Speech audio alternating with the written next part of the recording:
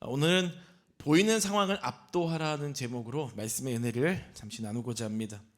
야곱의 아들들이 아버지의 말씀 순종해서 애굽에 가서 식량을 구해왔어요. 너무 잘한 일이죠. 근데 이제 보고를 합니다. 아버지에게 보고해요. 이런 일이 있었습니다. 근데 아들들이 사실 전에는 잘 보고 안 했을 거예요. 양치고 돌보면서 때로는 이리가 물어가거나 뺏기거나 잘못돼도 아버지에게 거짓말할 때도 있었겠죠. 근데 지금은 상황이 전혀 달랐기 때문에 아버지에게 보고를 해요. 애굽을 갔더니 그 압도적인 건물의 위압감을 느꼈고 전 세계의 식량을 조절하고 있는 애굽의 총리 대신을 만나서 대화했던 내용들을 이야기하는 거예요. 근데 가장 큰 문제가 뭐냐면 자신들이 정탐꾼으로 몰렸다는 것이죠. 큰일 날 뻔했는데 그래도 시므온만 붙잡히게 되었고 자기들은 그 억울함을 풀기 위해 지금 집으로 돌아오게 되었다라고 아버지에게 이야기합니다. 그래서 그 문제를 해결할 방법이 하나 있는데 베냐민을 데리고 애굽에 가서 총리 대신에게 보이고 자신들이 정탐꾼이 아니었음을 증명하면 되는 거예요.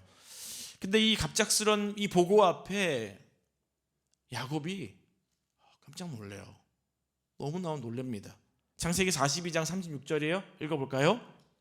그들의 아버지 야곱이 그들에게 이르되 너희가 나에게 내 자식들을 잃게 하도다. 요셉도 없어졌고 시므온도 없어졌거늘 베냐민을 또 빼앗아 가고자 하니 이는 다 나를 해롭게 함이로다. 아멘. 애굽에 가서 양식 구해 오란 사람이 아버지였는데 지금은 시므온 없어졌다는 게 아버지는 누구 탓이래요? 아들들 탓이래요. 아니 니들이 요셉도 시므온도 또 베냐민도 그러려고 하냐? 얘기를 하는 거예요. 문제가 생겼을 때는 그 문제에 눌리기보다는 그 문제를 해결해야 됩니다. 해결하기 위해 노력해야 돼요. 야곱은 아버지로서 또 어른으로서 정탐꾼으로 몰려있던 상황들 속에서 아들들이 얼마나 힘들었니? 야 너희들 큰일 날 뻔했네.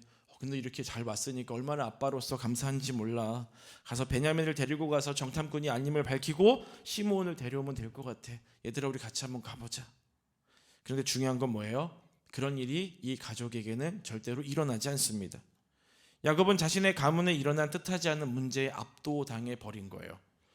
정탐꾼으로 몰렸던 그 아들들이 모두 살아 돌아왔으니 감사해야 했습니다. 애굽의 총리 대신 요구한 대로 막내 아들 베냐민 데리고 가서 첩자가 아님을 증명하고 다시 오면 되는 거예요. 문제가 해결할 수 있는 길이 있습니다. 베냐민만 데리고 가면 되는 거예요. 그런데 그렇지 않았어요. 왜 그랬습니까? 문제 앞에 두려움에 사로잡혔기 때문이죠. 마음이 완전히 짓눌려 버린 거예요. 보이는 상황에 압도되어 버린 거예요. 야곱은 자신이 생각한 최악의 시나리오에 완전히 초점을 맞춰버리고서 부정적으로 감정적으로 반응을 해버립니다. 사실 야곱의 아들들도 곡식 자루를 딱 열었을 때 거기에 돈이 있는 걸 보고 깜짝 놀래요. 두려워했어요. 야곱과 아들들은 다 똑같은 성향을 갖고 있는 사람들이었습니다. 때로는 우리가 두려워할 필요가 없는데 괜히 내가 생각한 최악의 시나리오를 만들어 놓고 두려워하고 부정적으로 행동할 때가 있습니다. 그럴 때가 있죠. 내가 이번에 좋은 대학까지 못했어. 우리 아이가 이번에 좋은 대학까지 못했어. 원래 취업하려고자 했던 그곳에 가지를 못했어. 이제 우리는 큰일 났어. 망한 거야. 아닌 것 같지만 우리가 대부분의 이런 생각들을 한다는 거예요. 야곱은 아들들이 첩자로 몰린 상황 속에서 돌아온 것에 감사하지 못했습니다. 보이는 상황이 압도당했기 때문이죠. 감사가 보이지를 않아요. 불평과 원망과 부정적인 것들만 보입니다. 아들들이 가지고 온 양식에 대해서 보이지가 않아요. 그 안에 있던 돈도 보이지가 않습니다. 왜요? 보이는 상황이 압도됐거든요. 그래서 요셉이 죽은 것처럼 시므온도 죽었다라고 얘기를 해버립니다. 성급한 결론이죠. 자신들의 삶에 일어난 모든 일들을 보면서 낙심과 자기 연민에 빠져버린 거예요. 야곱은 지금의 상황 속에서 하나님이 지금 우리 가족 또 내 삶에 일하고 계신다라고 하는 걸 전혀 보지를 못하고 있습니다. 오히려 보여지는 상황보다 더 나쁜 해석을 하면서 나는 불쌍한 사람이야. 요셉도 죽었고 시므온도 죽었고 이제는 베냐민도 잘못될 것 같아 라며 자기를 완전히 불쌍한 사람을 취급을 하는 거예요. 누가요? 자기 스스로가요. 그렇게 낙심하는 아버지의 모습을 보면서 르우벤이 얘기를 하거든요. 37절이에요. 읽어보겠습니다. 르우벤이 그의 아버지에게 말하여 이르되 내가 그를 아버지께로 데리고 오지 아니하거든 내 두 아들을 죽이소서. 그를 내 손에 맡기소서. 내가 그를 아버지께로 데리고 돌아오리이다. 아멘. 무슨 말이에요? 아버지, 제가 책임질게요. 아버지가 지금 두려워하고 그 분위기와 상황이 압도되어서 지금 걱정하고 계시는데 제가 책임지겠습니다. 아버지, 좀 보내주세요. 나 혼자 가는 게 아니라 베냐민 데려가게 해달라는 거예요. 자, 그런데 한번 볼게요. 38절 읽어보겠습니다.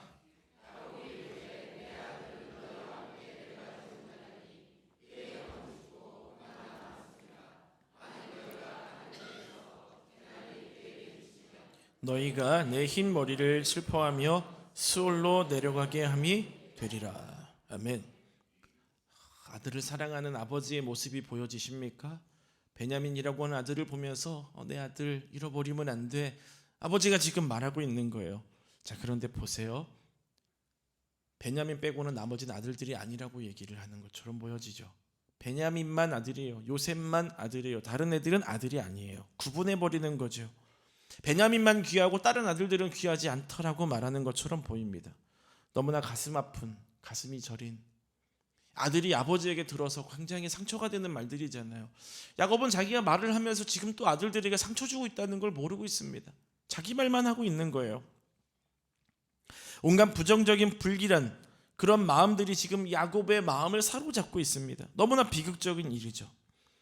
저와 여러분들은 성경의 스토리를 알기 때문에 사실 야곱의 어떤 삶을 향해서 손가락질할 수는 없어요. 지금의 상황은 그렇다 하더라도 20년 전에 사랑하는 아들을 잃었지 않습니까? 그 인생이 얼마나 힘들겠어요. 그 아픔을 이해할 수 있는 사람이 몇 명이나 되겠습니까? 저희가 네팔의 수도 카트만두에서 깔까르비타 가는데 진짜 힘들었어요. 쉽지가 않았습니다. 나중에 이제 카트만두로 와야 되는데 비행기가 안 오는 거예요. 물어봐도 그냥 기다리래요. 그 안에 뭐 먹을 데도 없어요. 뭐 아무것도 없습니다. 그냥 기다렸어요. 정보도 안 주고요. 저희가 뭐 했는 줄 아세요? 버스 정류장에서 버스 기다리는 것처럼 하늘만 쳐다봤어요. 비행기 오나 안 오나. 비행기 여러 대가 오는 게 아니에요. 한 대만 와요. 근데 그 한 대가 안 와요. 점점 날씨는 뭐 이렇게 껌껌해지고 시간은 흘러가고. 근데 결국은 다시 이제 비행기가 와서 이제 수도로 오게 됐고, 나중에 이제 저희가 카트만두에서 태국으로 넘어가기 위해서 공항에 나중에 갔는데요. 깜짝 놀랐어요. 아까 사진 보셨어요? 사람이 어마어마하게 많아요. 어디가 길인지를 모르겠어요. 이 사람들이 비행기를 타려고 기다리는 사람인지 그냥 여기 서 있는 사람들이 알 수가 없는 거예요. 1번, 2번 터미널, 어디가 터미널인지도 몰라요. 티켓에서는 1이라고 써있는 여기는 AB밖에 없거든요. 근데 그기가 거기인지 알 수가 없는 거예요. 가서 장로님들이 확인했는데 우리 티켓이 없어요. 여기가 아닌가 보다. 그 물어봐서 어딘가로 갔는데 줄이 어디서부터 섰는지를 몰라요. 들어가는 입구도 몰라요. 주님, 어떻게 합니까? 그 들어갔거든요. 연착됐어요. 그 물어봤어요. 안에 들어가면 식당이 있습니까? 있대요. 들어갔더니 없어요. 매점 하나 있는데요. 뭐 기념품 팔고 그 옆에 샌드위치하고 햄버거 파는데 중요한 거는 그 안에 뭐가 들어갔는지 알 수가 없는, 정체를 알 수. 근데 배고프잖아요. 그래서 햄버거 하나 사 먹었는데 너무 힘들었어요. 더 두려운 건 뭐였는지 아세요? 비행기가 언제 올지 모르기 때문에 저녁에 그걸 또 먹어야 될 수도 있다는 거죠.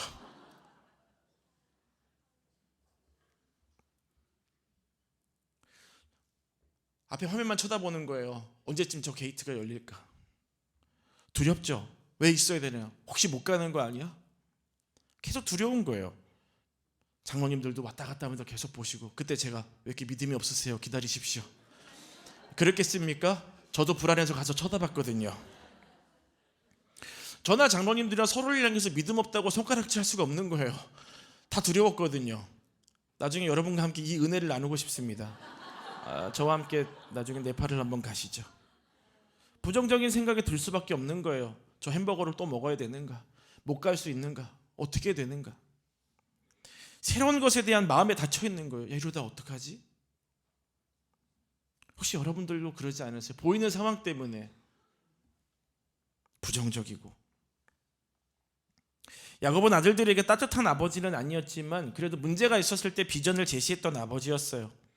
지금 이 문제 앞에서 아들들에게 이렇게 말할 수 있죠. 얘들아, 우리 삶에 지금 기근이라고 하는 어렵고 힘든 상황이 있지만 괜찮아. 너희가 애굽에서 첩자로서 어떤 억울함을 받기는 했지만 이렇게 살아 돌아왔잖아. 분명히 하나님께서 우리 가정 가운데 놀라운 일들을 행하고 계시는 것 같아. 그러니 이제 베냐민을 데리고 너희가 믿음으로 다시 애굽으로 가서 시므온을 구해와라.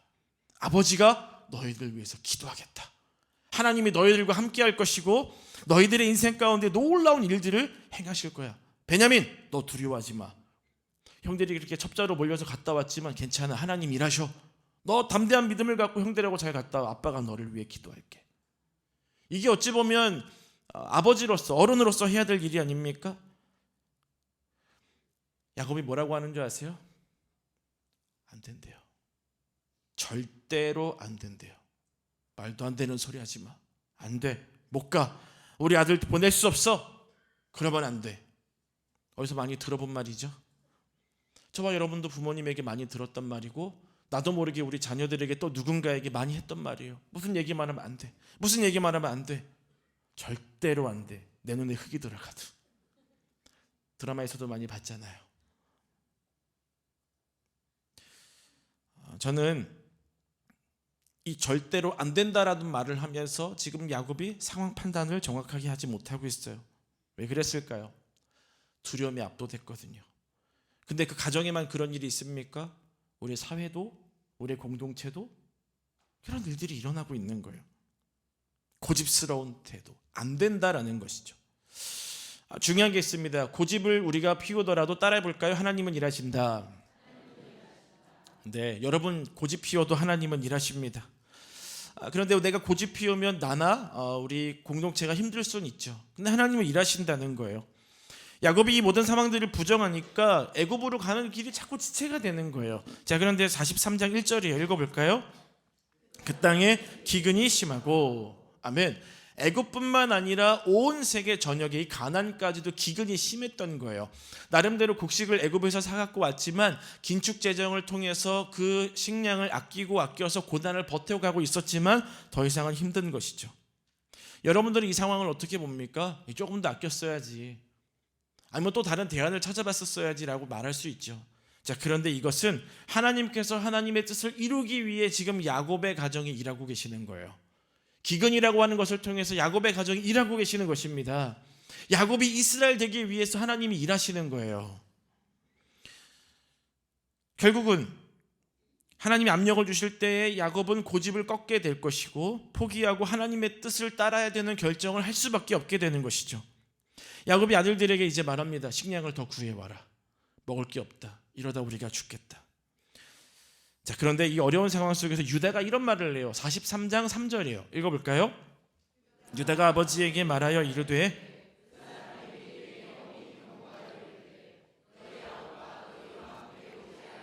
너희가 내 얼굴을 보지 못하리라 하였으니. 아멘.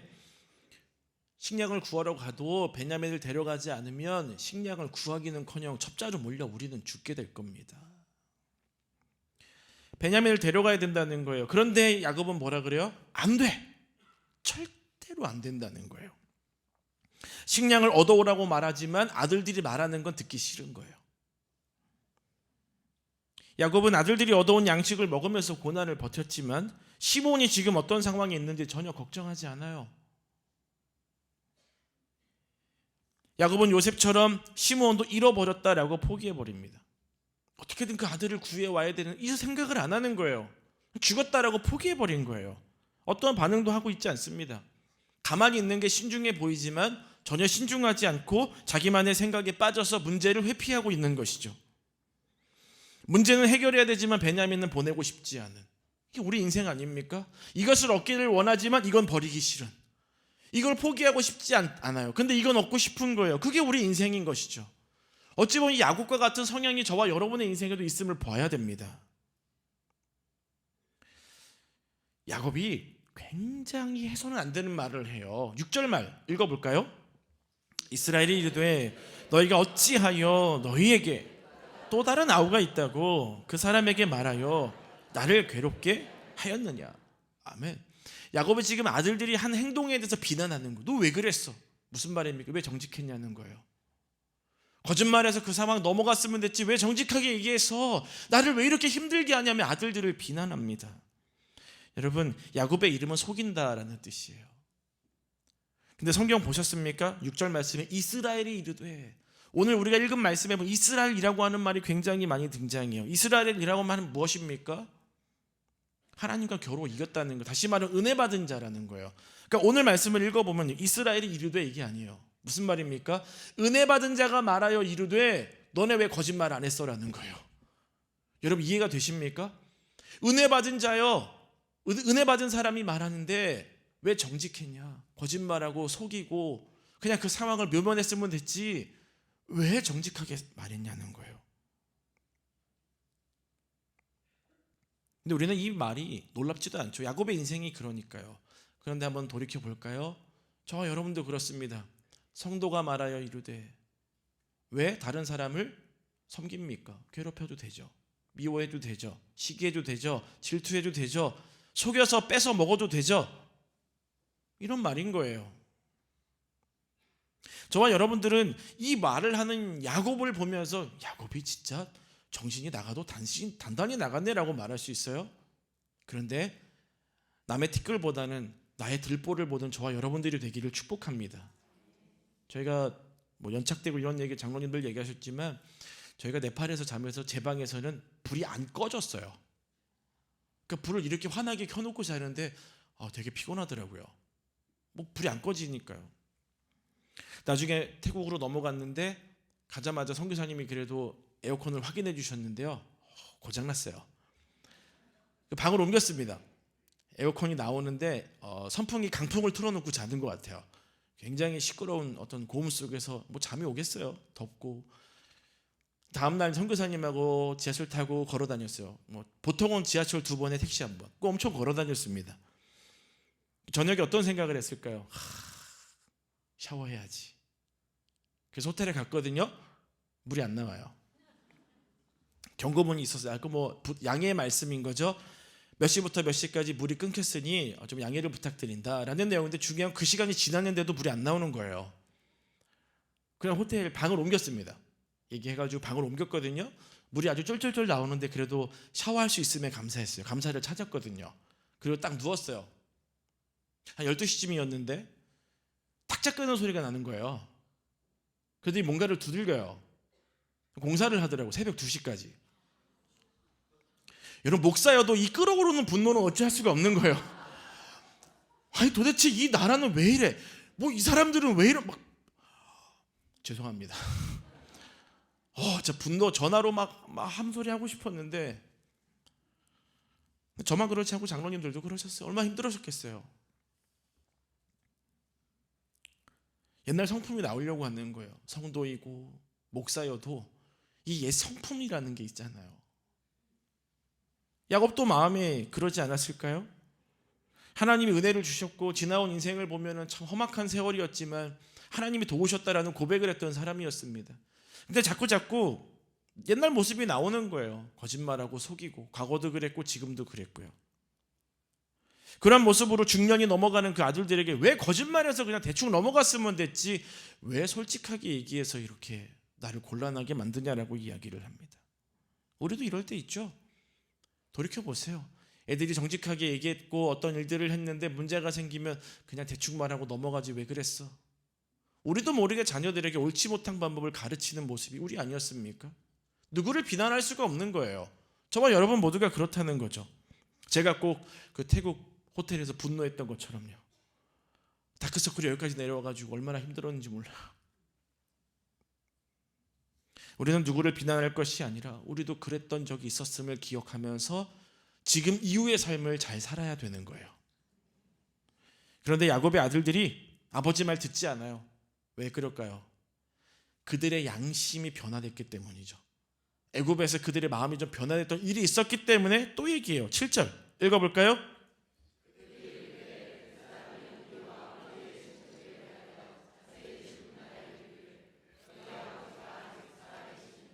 너희에게 아우가 있느냐 하기로 그 묻는 말에 따라 그에게 대답한 것이니 그가 너희의 아우를 데리고 내려오라 한 줄을 우리가 어찌 알았으리까. 아멘. 아들들이 말하고 있는데 중요한 건 뭐예요? 야곱이 안 들어요. 사랑하는 성도 여러분, 여러분의 자녀가 10살이든 뭐 30살이든 50살이든 제발 자녀들의 말 좀 들어주시기를 바랍니다. 야곱은 닫았어요. 안 듣는 거예요. 무조건 안 된대요. 안 돼, 안 돼, 절대로 안 돼, 이러고만 있는 거예요.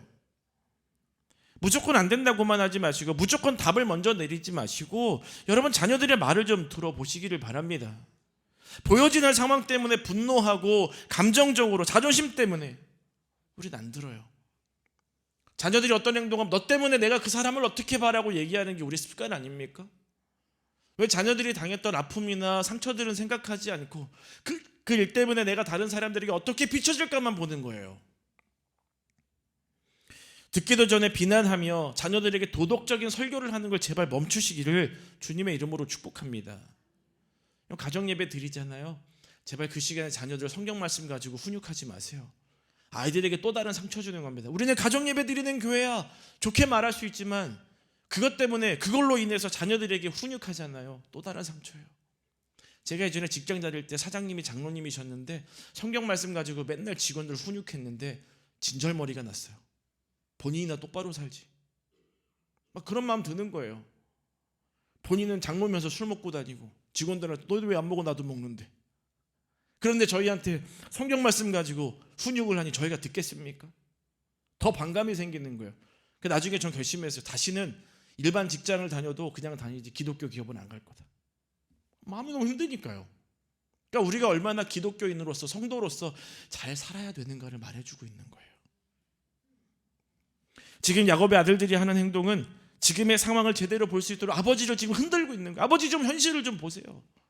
아버지의 시나리오에 빠져 있지 마세요. 자꾸 드라마 쓰는 거잖아요. 정신 좀 차리세요, 아버지. 시간이 지나도 상황이 좋아지지 않아요.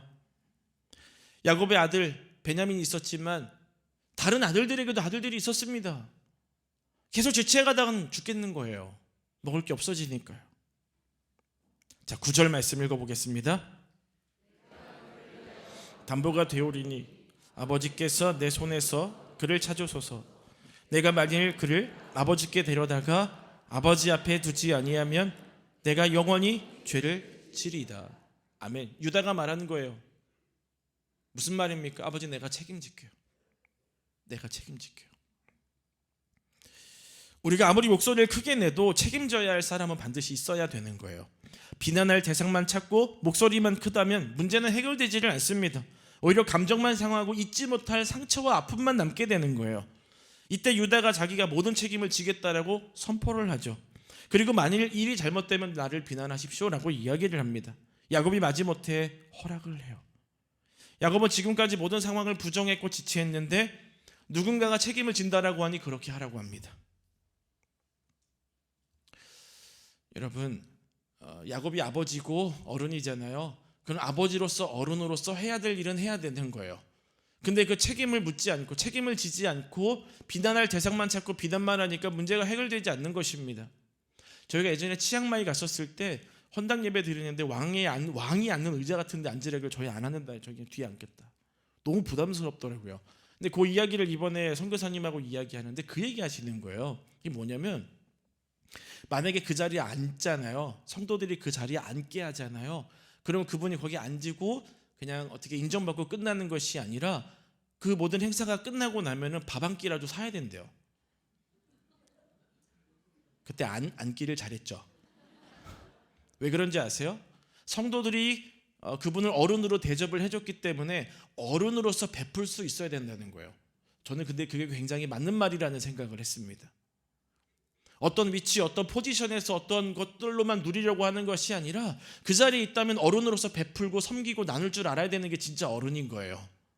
사랑하는 여러분, 여러분들이 이런 어른이 되시기를 축복합니다. 자, 야곱이 아들들 보내면서 이런 말이에요. 11절 12절 읽어보겠습니다.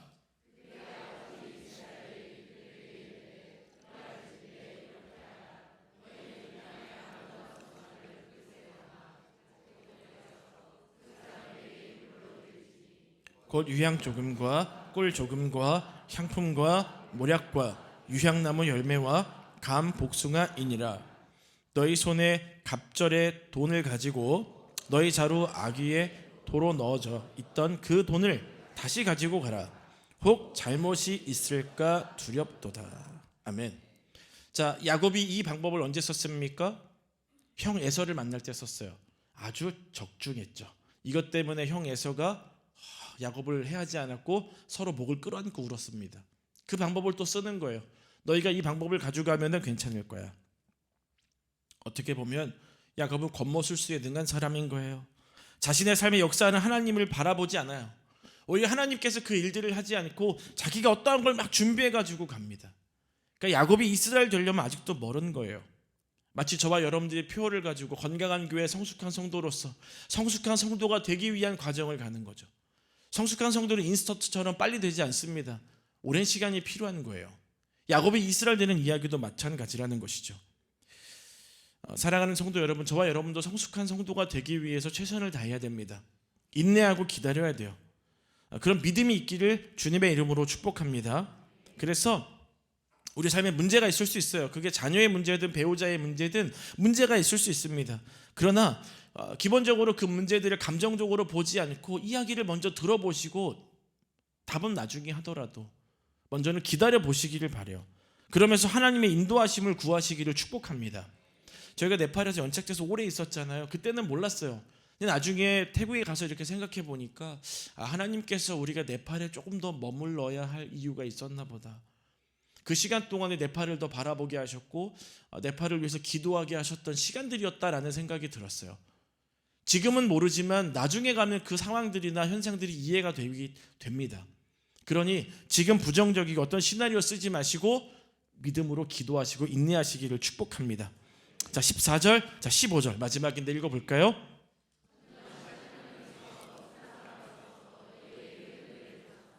그 사람으로 너희 다른 형제와 베냐민을 돌려보내게 하시기를 원하노라.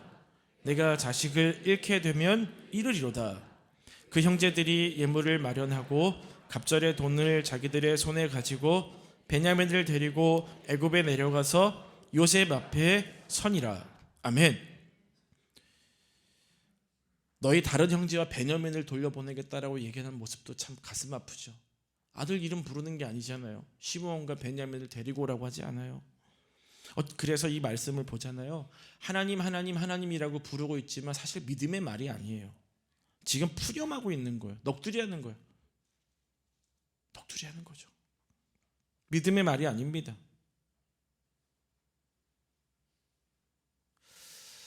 형제들이 베냐민을 데리고 애굽으로 가요. 가는 길에 무슨 얘기를 했을까요? 야, 베냐민 걱정하지 마. 형들이 너 지켜줄게. 너 괜찮을 거야. 가서 우리 형, 우리 동생 시므온 데리고 오자. 그런데 중요한 게 있어요. 그들이 어떤 말을 했는지 알 수는 없지만 하나님이 그들보다 앞서가셨다는 것입니다. 그들이 어떤 상황에 놓여 있고 그 상황 때문에 낙심했지만 결국은 그것을 압도해 가면서 그 일들, 믿음의 일을 경험할 때 하나님이 일하신다는 거예요. 저와 여러분의 인생도 마찬가지입니다. 분위기나 상황에 눌리지 마시고 여러분이 믿음으로 전진하여 그 길을 걸어가시기를 주님의 이름으로 축복합니다. 무엇보다 오늘 말씀의 결론은 뭐냐면 성급한 결론, 감정적인 문제 해결은 절대 해결되지 않는다는 거예요. 여러분이 갖고 있는 각 피해의식이나 아픔들 그리고 다 버리시기를 바라요. 무엇보다 지금 여러분 삶에 있는 그 상황을 정확하게 볼 수 있는 눈을 달라고 기도하시기를 바랍니다.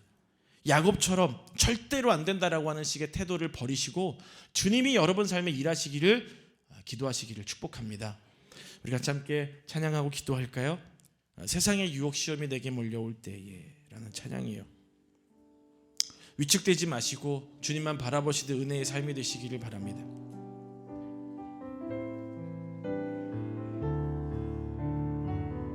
세상의 유혹 시험이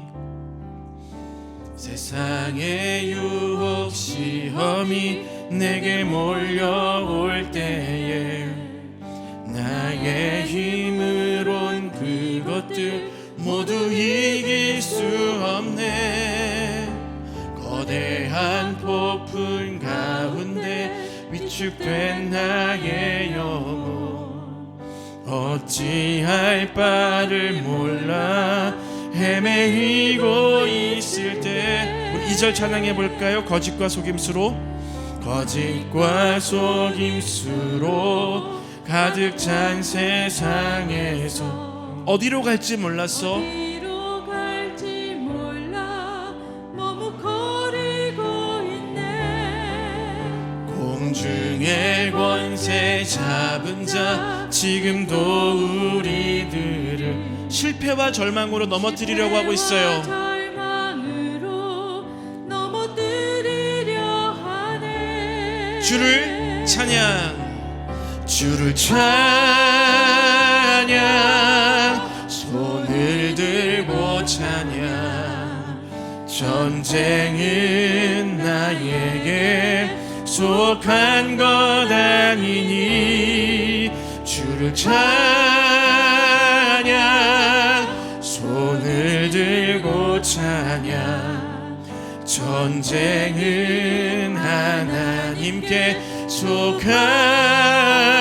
것이. 우리 3절 고백해 볼까요? 주위를 둘러보면, 주위를 둘러보면 아무도 없는 듯. 하지만 믿음의 눈을 들어보세요. 믿음의 눈을 들면 보이는 분 계시네. 지금도 내 안에서 역사하고 계시는 사망과 어둠의 권세를 물리치신 그 주님을 찬양하시길 바랍니다. 물리치신 예수님. 왜 두 손을 들고 찬양할까요? 주를 찬양, 주를 찬양, 손을 들고 찬양. 전쟁은 나에게 속한 것 아니니 주를 찬양, 손을 들고 찬양. 전쟁은 하나님께 속한 것이니. 하나님, 이미 야곱은 아들들을 통해서 기도 응답 받았는데 고집 때문에 그 기도 응답이 보이지 않았습니다. 살 길이 보이지 않았습니다. 어찌 보면 그런 야곱과 같은 삶이 바로 나의 삶임을 이 시간 고백하오니 저희를 불쌍히 여겨 주시옵소서. 고집을 내려놓고 하나님이 내 삶에 일하고 계신 것들을 볼 수 있는 영적인 눈을 열어 주시옵소서. 무엇보다 문제 앞에서 두려워하거나 압도되어 주눅들고 살아가지 않게 해주시고, 오히려 그 문제를 하나님이 보여주신 그 길을 바라보며 믿음으로 나아갈 수 있도록 도와주시옵소서. 하나님께서 그 애굽에서 그 아들들에게 놀라운 일들을 행하셔서 은혜를 베풀었듯 저희의 인생에도 믿음으로 나아갈 때 놀라운 은혜들을 우리의 삶 가운데 베풀어 주시옵소서. 주님과 함께 동행하면 그 어떤 삶의 문제도 넉넉히 이길 줄로 믿습니다. 하나님, 그 믿음으로 살아갈 수 있도록 저희의 삶을 붙잡아 주시고 축복해 주시옵소서. 일하여 주시기를 소망하며 예수님 이름으로 기도드립니다. 아멘.